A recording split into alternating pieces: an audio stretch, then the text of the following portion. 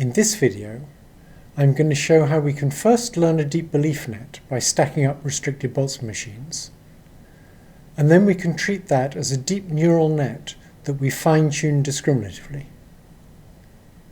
So instead of fine-tuning it to be better at generation, as we did in the previous video, we're going to fine-tune it to be better at discriminating between classes. This works very well and led to a big renewal of interest in neural networks. In speech recognition, it's had a major influence, and many leading groups are now switching to using deep neural nets in order to reduce the error rate in speech recognition. I now want to talk about fine-tuning these deep networks to be better at discrimination. So we first learn one layer of features at a time by stacking up restricted Boltzmann machines.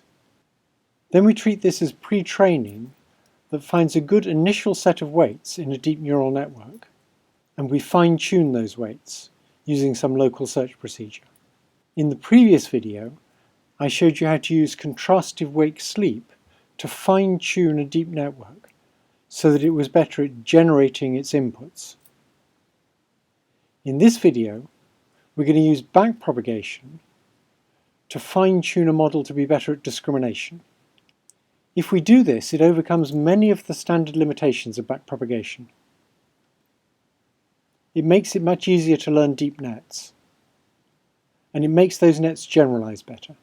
We need to understand why backpropagation works better when we pre-train the weights. And there's really two effects. There's an effect on optimization, and there's an effect on generalization. So the pre-training scales really well if we have big networks, especially if each layer has locality. So if we're doing vision, for example, and we have local receptive fields in each layer, then there's not much interaction between widely separate locations. And so it's very easy to learn a big layer more or less in parallel. When we do pre-training, we don't start backpropagation until we've already learned sensible feature detectors. And these feature detectors should be very helpful for discrimination. So the initial gradients are much more sensible than if we use random weights. And backpropagation doesn't need to do a global search. It just needs to do a local search from a sensible starting point.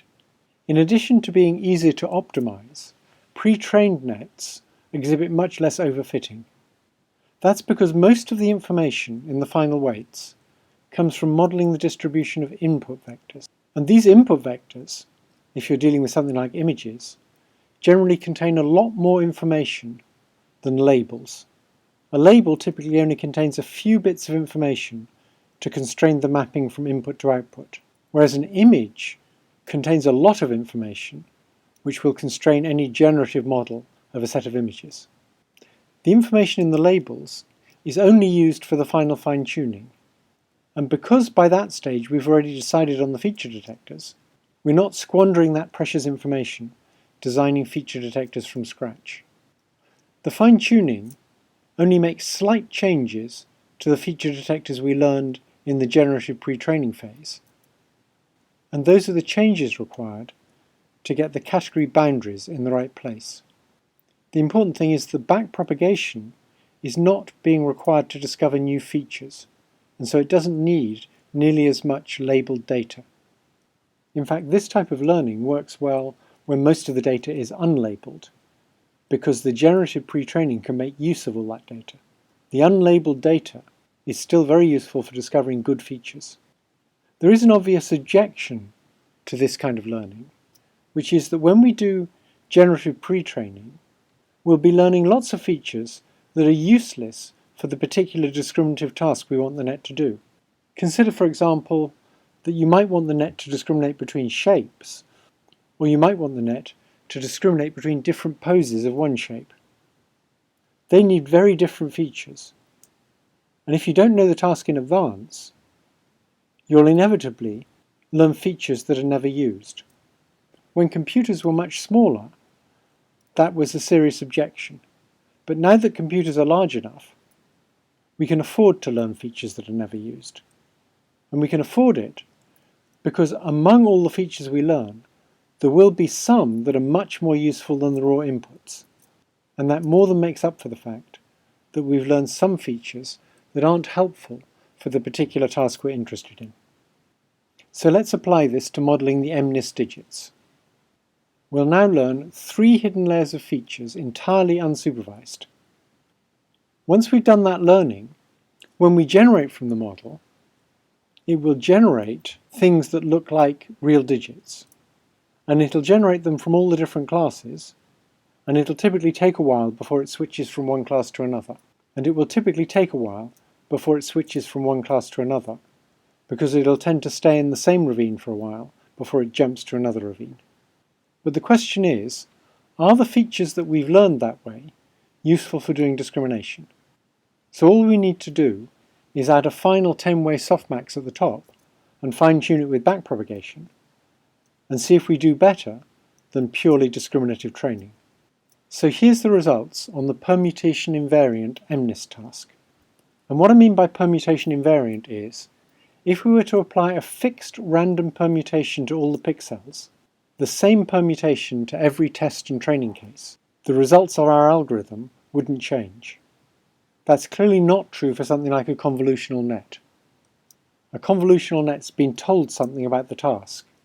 By applying this fixed permutation, we destroy all simple ways of telling the net something about the spatial structure of the task. So if you apply standard backpropagation, it's hard to do better than 1.6% errors. John Platt and myself have both tried quite hard applying standard backpropagation with various different architectures, and we're both quite good at doing it. You can actually beat 1.6% by using constraints on the incoming weight vectors of the hidden units. If you use an appropriate restriction on the length of an incoming weight vector, you can do a bit better than 1.6%. Support vector machines can get 1.4%, and this was one of the pieces of evidence that led to support vector machines supplanting backpropagation. If you pre-train a network using a stack of Boltzmann machines, and then you fine-tune it to be better at generating the joint density of digits and image labels, then you can get down to 1.25%.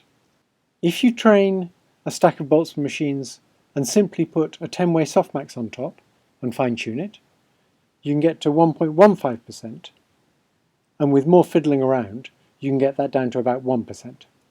So you can do a lot better than standard backpropagation, and also better than support vector machines, by using generative pre-training followed by discriminative fine-tuning. Mark Aurelio Ranzato, working in Jan LeCun's group, also showed, using a slightly different pre-training method, that pre-training helps for models that have more data and better priors. So they used an additional 60,000 distorted digit images, so they had a lot more training data. They also used a convolutional multilayer neural network, and Jan's group is the best group at tuning those. With backpropagation alone, they managed to get down to 0.49%.